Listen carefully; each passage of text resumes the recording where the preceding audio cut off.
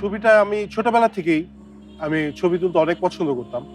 আমার চাচা জাপান থেকে আমাকে ক্যামেরা গিফট করছিল একসময়। আ ওই ছোট একটা ক্যামেরা ছিল আমার, ওই ক্যামেরা দিয়ে আমি অনেক ছবি তুলছি জীবনে। সো এখান থেকে আমার ছবি তোলার শখটা আস্তে আস্তে বড় হইতে আমিও বড় হয়ে পড়ছি।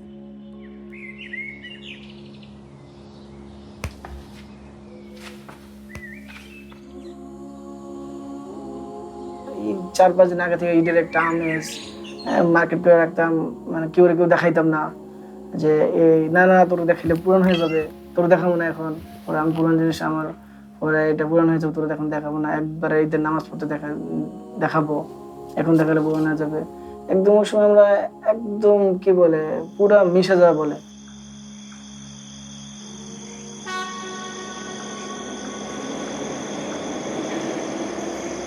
কর্পোরেট জব ছিল, পড়াশোনাও মোটামুটি আমি শেষ করেছি, ডিপ্লোমা বিএসসি করার জন্য একটা প্ল্যানিংয়ে ছিল।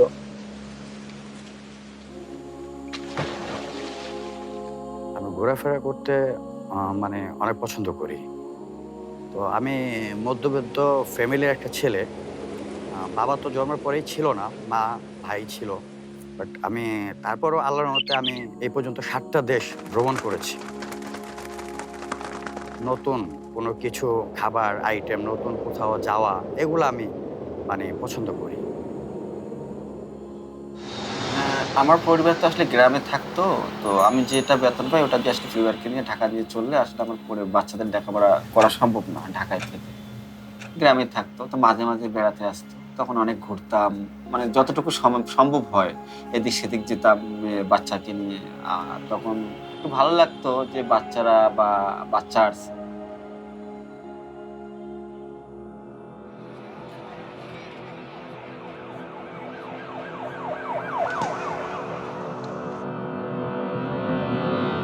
চারই আগস্ট বিকাল 5টার সময় আমার ডান চোয়ালের পাশ দিয়ে গুলি লেগে চোখ বের হয়ে যায়, আর বাম চোখটাও চিরতর একই বুলেটের আঘাতে আমার দুই চোখের আলো চিরতর নিভে যায়। আমি জাস্ট ওই মার্কেটের গলি থেকে উঁকি দেই, জাস্ট মাথাটা এভাবে বের করি দেখার জন্য যে পুলিশের অবস্থানটা কোথায়। ঠিক ২ সেকেন্ড, ২ সেকেন্ডেরও কম সেকেন্ড সম্ভবত, মানে ১ থেকে ১ সেকেন্ডের কয়েক ন্যানো সেকেন্ডের মধ্যে একটা ফায়ারিং এর আওয়াজ পাই, সাথে আমি মাটিতে পড়ে যাই। পুলিশ আমাকে এইখানে ছোড়া গুলি করছে। করার পরে আমি ৬ থেকে ৭ সেকেন্ড আমি জীবিত ছিলাম ওই টাইমে। তারপরে তো মানে আমার আর ছিল না। তো শুনেছি পরে যে ৪-৫ ঘন্টা আমি ওইখানে রক্তাক্ত অবস্থায় পড়েছিলাম। মাথায় ২০টি, চোখে ৩টি, গালে নাকে ৮টি, হাতে ৩টি, ৩৪টি স্প্লিন্টার আমার ভেতরে চলে গেছে।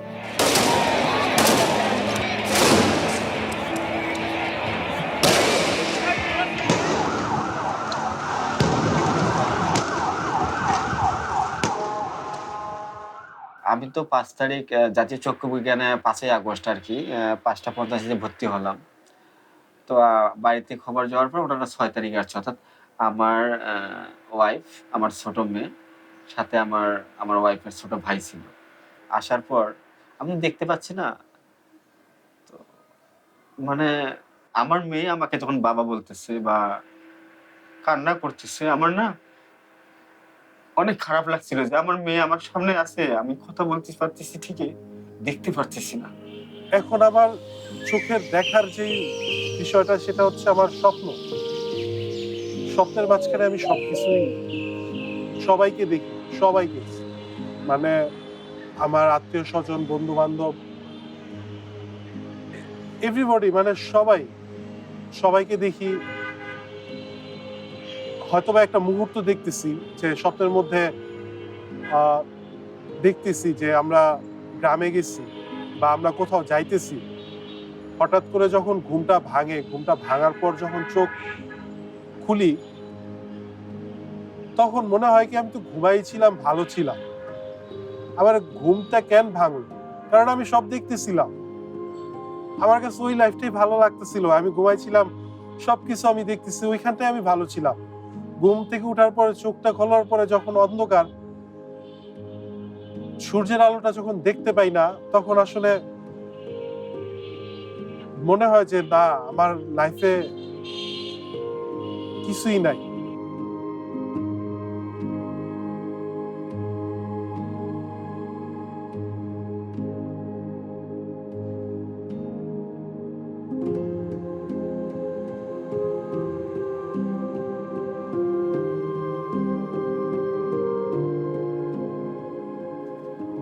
এটা হাসপাতাল যখন আমি মানে ওই মানে মেন্টাল পেশেন্ট ছিলাম, যখন আমি একটু ভালো হলাম, তখন আমি সর্ব ফার্স্ট মানে আমার বোনকে আমি বললাম যে, "আপা লাইট জ্বালান, অন্ধকার কেন?" তো আমার বোন কাঁদতেছে। হ্যাঁ, বোন কাঁদতেছে তখন আমি বুঝিনি। তো অনেক কি করছি, অনেকভাবে বুঝাইছি আমি বুঝিনি। এই জিনিসটা মানে আমি যে অন্ধ হয়ে গেছি, এই জিনিসটা হাসপাতাল থাকা অবস্থায় আমার এই জিনিসটা মাথায় নিতে আমার বুঝতেও প্রায় আপনার ১০-১২ দিন লেগে গেছে। আগে তো যখন দেখতাম বা খেলাধুলা করতাম, বাইক চালিয়েছি, গাড়ি চালিয়েছি, তখন দেখা গেছে যে ওই লাইফটা আর এখনকার লাইফটা তো পুরাই ভিন্ন। এখনো ঘুমাইলে মাঝে মধ্যে স্বপ্ন দেখি, স্বপ্নের ভিতরে ফুল স্পষ্ট সবকিছু দেখতে পাই। সব থেকে কষ্ট মানে আমাদের জন্য যারা রেড ব্লাইন্ড হয় বা যারা দুই চোখ হারায় তাদের জন্য, সবার জন্য কিনা জানি না, কিন্তু আমার কাছে যেটা সব থেকে কষ্ট মনে হয় যে আমি স্বপ্নের ভিতরে দেখি যে আমি সব দেখতেছি, কিন্তু ঘুম ভাঙার পর আমি আবার আলো অন্ধকার কিছুই বুঝতেছি না, সম্পূর্ণ অন্ধকার। তখন আসলে দিলের ভিতরে খুব ব্যথা হয় আর কি, যে আসলে কি স্বপ্ন দেখলাম আর এখন পাশে কি হচ্ছে, ডানে কি হচ্ছে, বা আমার হাত কি আমি দেখতেছি না, বা আমার আয়নার সামনে আমার চেহারাটাকে আমি দেখতে পাই না। তো এটা আসলে ক্ষণিকের জন্য খুব ব্যথিত করে। আপনার রাস্তাঘাটে বের হলে একেকটা মানুষের কর্মকাণ্ডে পোর্ট্রেট নেওয়ার চেষ্টা করতাম। যাতে করে মানুষ বুঝতে না পারে যে আমি তার অবস্থানটা ফুটায় তোলার চেষ্টা করতেছি। এরকম আরো নানান অনেক কিছু আছে যেগুলো আসলে মাঝে মধ্যে চিন্তা করি যে আ অনেক ছবি তুলছি, অনেকভাবে ফুটায় তোলার চেষ্টা করতেছি বা চেষ্টা করছি একসময়। সেই ছবিগুলাকে মাঝে মধ্যে নিজের স্মৃতির পাতায় খুঁজি যে কি ছবি তুলছি। আ হয়তোবা এখন ফোনে আমি আসলে দেখতে পারি না। বাট আমার আশেপাশে যারা থাকে হঠাৎ ছবি দেখতে মনে চাইলে তাদেরকে বলি যে এই ছবিটা এই ছবি গ্যালারিতে ঢুকে ওরা আমাকে বিবরণ দেওয়ার চেষ্টা করে যে ভাই এই ছবিটা এরকম, যে ভাইয়া এই ছবিটা এরকম ছিল। আমি তো আসলে একজন ড্রাইভার ছিলাম, প্রাইভেট ড্রাইভার। তো এই ঢাকা শহরটা মিনিমাম আমার ৮৫ থেকে ৯০ ভাগ চেনা। দেখতে না পেলে যেটা হয়, আমার কাছে সব স্বপ্নের মতো লাগে। মানে অন্ধকার স্বপ্ন। আগে থেকে স্বপ্ন দেখতাম যে এত সুন্দর এই রাস্তাটা, এই চেনা রাস্তা, এই গাছ, এই এই বিল্ডিং, কত কি চিনতাম। এখন শুধু স্বপ্নের মতো অন্ধকার, অন্ধকার স্বপ্ন দেখি আর কিচ্ছু না। এটা মাঝে, মাঝে মনে হয়, আবার ভোলার চেষ্টা করি। কিন্তু ভুলতে পারি না। বারবারই মনে আসে। কারণ তো আমি প্রায় ২৭ টি বছর ধরে ঢাকা শহরে ছিলাম। এই স্বপ্নের ঢাকা শহরটা মানে যেখানে আমি ইনকাম করে বাড়িতে চলে যাই, তো কত স্বপ্ন না? স্বপ্নের জায়গা থেকে যখন আমি ভাবতে থাকি, তখন অনবরত চোখ দিয়ে আমার পানি আসে। আসলে দেখতে পারতেছি না। কি হলো এটা? কেন হলো এটা? এই চোখের আলো হারায় যাওয়া আসলে খুব আহ মর্মান্তিক একটা বিষয়। আসলে কখনো এক্সপেকটেশনে ছিল না যে এরকম পরিস্থিতির মধ্যে আমার পড়তে হবে। এই পরিস্থিতির মধ্যে আমি স্মৃতিচারণ করি। এছাড়া আমার আসলে করার কিছু নাই আপাতত এই জীবনে। ছোটবেলা থেকে একদম ছোট যখন থেকে বুঝতে পারি, তখন থেকে এখন পর্যন্ত মানে ১৮ তারিখের আগ পর্যন্ত আমার কাছে মনে হয় আমি প্রতিটা দিনের কথা মনে করতে পারি। যে আমি প্রতিটা দিন কি করছি। প্রতিটা দিনে প্রতিটা ঘন্টায় আমি কি করতাম সবকিছু আমি মনে করতে পারি এবং সবকিছু আমার মানে আমার কাছে মনে হয় চোখের সামনে আমার সবকিছু ভাইসা ওঠে। যেমন ফেরিতে হারায় গেছি তখন আসলে ওই অনুভূতিটা ছিল অন্যরকম। কুয়াশার মধ্যে হারায় যেতে চাইতাম সেটা ছিল অন্যরকম। বাট এখন আসলে আমি মানুষের মাঝখানে থেকেও হারায় থাকি। একটা ভিড়ের মাঝখানে থেকেও আমি হারায় থাকি। সবাই যার মতো সব দিকে ব্যস্ত। বাট মানে আমি একটা স্টিল রোবট বললেও ভুল হবে। আমি একটা জীবিত লাশের মতো রাস্তাঘাটে চলাফেরা করি। হয়তোবা আমার হাতে লাঠি থাকে বা আমি কারো সহযোগিতায় হাঁটি, সহযোগিতা যখন তার হাতটা আমি ছেড়ে দিই, ওই মুহূর্তটায় আমি একদম নিঃস্ব, একদম মানে সেটা আসলে বলে বোঝানো সম্ভব না যে আমি কতটা নিঃস্ব। কারণ আমার চারিদিকে মানুষজন সবাই ব্যস্ত, সবাই যার যার মতো যার যার কাজে ব্যস্ত, সবাই যার যার কথা বলায় ব্যস্ত। বাট আমি আসলে ব্যস্ততার মাঝখানে থেকেও ব্যস্ত না, নিজে ব্যস্ত মনে করতে পারি না যে আমি হ্যাঁ এদের মাঝখানে থাকেও আমি ব্যস্ত। মনে হয় যে আমি নিঃস্ব, আমি একটা জীবিত লাশ। আমাকে একজন ধরে যদি না হাঁটায় বা আমার হাতে যদি একটা লাঠি না থাকে, তাহলে আমার পক্ষে হাঁটা সম্ভব হয় না। আমার পক্ষে বোঝা সম্ভব হয় না যে আমার সামনে কি আছে, বা আমি বুঝতে পারবো না যে আমার সামনের স্টেপটায় কতটুকু গাঁথা বা কতটুকু স্পেস আছে এখানে যে আমার ওই ম্যাপ করে আমার পাটা ফেলতে হবে।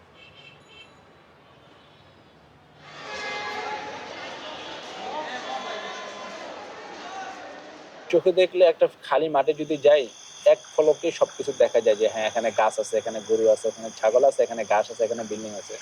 কিন্তু একটা ব্লাইন্ড পিপল যখন ওখানে যায় বা ওখানে অবস্থান করে, কেউ যদি গাইড সাথে না থাকে, তো তখন কিন্তু সেগুলো কিছু দেখতে পায় না। তখন ওই গাইড যদি তাকে বলে যে ভাই এখানে দুটা গাছ আছে, এখানে একটা বিল্ডিং আছে, এখানে গাছগুলো এরকম অনেক সুন্দর, তো ওই তার দেখাটা দিয়েই হচ্ছে কি চিন্তা এবং কল্পনার জগতে আসলে চিন্তা করা যায়, কল্পনা করা যায় ও আচ্ছা জায়গাটা এত সুন্দর, এরকমই আসলে হয় আর কি।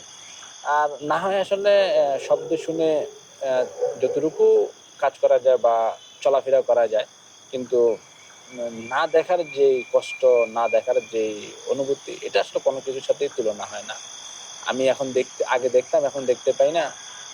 এই যে বিভিন্ন এলাকায় আমি গিয়েছি, এখন ওই এলাকার উপর দিয়ে হাঁটছি কিন্তু আমি দেখতে পাচ্ছি না। তো এটা আসলে অনেক সময় বেদনা দেয়, আবার অনেক সময় আসলে বেদনা দিলেও এটাকে ওভারকাম করে ওঠার চেষ্টা করি। যখন কারোর সাথে আমি হাঁটি অথবা বাড়ির উঠানে বলেন, আশেপাশে যখন থাকি, অনেক ছেলেপেলে আছে, বন্ধু টন্ধু আছে, একটু চল দোকান নিয়ে যায়, তারা মানে আমাকে একটু ধরে ধরে দোকান নিয়ে যায়। তো বলে, এ আজকে আকাশটা এত তাড়া, আজকে এত তাড়া উঠছে। আমি তাকিয়ে দেখি কিচ্ছু দেখতে পাই না। তখন যে আমার এতটা খারাপ লাগে যে এত তারা দেখতাম, সেই আমি একটা তারাও দেখতে পারতেছি না। এত বড় বিশাল আকাশে এতগুলো তারা আমি একটাও দেখতে পারতেছি না। তো ওটা যেটাকে বলে আলো, একটা তো আছে যে মানে লাইট জ্বলতেছে ও কতটুকু আলো, আর আশেপাশের যে এগুলা ওগুলো তো বোঝা যায় না। ওটা লাইট জ্বলতেছে যেরকম ওই লাইটটা বোঝা যাচ্ছে, ওখানে লাইটটা একটা সাদাই জ্বলতেছে, এর আশপাশে কিছু অনেক বোঝা যায় না। মানে এটা আমার কাছে খুব লাগে, মানে যে চোখ মানে কি একটা জিনিস, মানে এটা বইলে বোঝানো যাবে না যে যে সময় এইটাকে মানে চোখটা মেললে তাকাইলে যে সময় না দেখা যাবে, ওটা মানে বইলা এটা কোশ্চেন গেল বোঝানো যাবে না যে ফিলটা কেমন। আসলে দেখতে না পাওয়ার আকাঙ্ক্ষাটা, মানে দেখতে পাওয়ার আকাঙ্ক্ষাটা খুবই বেদনাদায়ক। বিশেষ করে ফ্যামিলির লোকজনকে যখন দেখতে না পাই, তাদের কথা শুনতেছি, তারা আমার সাথে কথা বলতেছে, সবকিছু করতেছে, বাট আমি তাদের চেহারাটা দেখতে পারতেছি না। আমি তাদেরকে দেখতে পারতেছি না। বিশেষ করে আমি আমার মা বাবাকে যখন দেখতে না পাই, হ্যাঁ তাদের চেহারাটা আমার চোখের সামনে আসে। আমি তারা যখন আমার সামনে কথা বলে, আমি তাদেরকে ভিজুয়ালাইজ করি যে তারা আমার সামনে দাঁড়ানো বা তারা আমার সামনে বসে কথা বলতেছে। আমি ভিজুয়ালাইজ করি এভরিথিং। মানে আহ, এই ঘটনার পর থেকে আমার সামনে মানে নতুন করে প্রতিটা জিনিসকে আমি ভিজুয়ালাইজ করার ট্রাই করি যে আমার সামনে কে আছে, আমার সামনে কে কথা বলতেছে, কি ভঙ্গিতে কথা বলতেছে, বা আমি কোথায় আছি, কিভাবে আছি, সবকিছু ভিজুয়ালাইজ করি। বাট যখন মা বাবার কথা চিন্তা করি, বোনদের কথা চিন্তা করি, আসলে তখন আসলে কোনো কিছু দিয়ে ভিজুয়ালাইজ করে আসলে ডিসক্রাইব করা সম্ভব না যে তাদেরকে কেন দেখতে পারতেছি না বা কেন আমার সামনে অন্ধকার। সবকিছু মিলিয়েই মানে নতুন করে চিন্তা করার চেষ্টা করি আর কি, যেন অতীত নিয়ে আমার ধোকার মধ্যে না থাকতে হয়। এই জন্য আসলে নতুন করে শুরু করা, নতুন করে চিন্তা করা এবং নতুন করে পথ চলা। আমার তকদিরে যেটা আছে বা আমার রিজিকে যা আছে সেটা হবেই। এই জন্য অন্য কোনো চিন্তা ভাবনা, অন্য কোনো আশঙ্কা করি না। চলতেছি তো চলতেছি আলহামদুলিল্লাহ। আর বাঁচবই বা কয়দিন। এটার উপরেই আসলে সন্তুষ্ট থাকার চেষ্টা করি।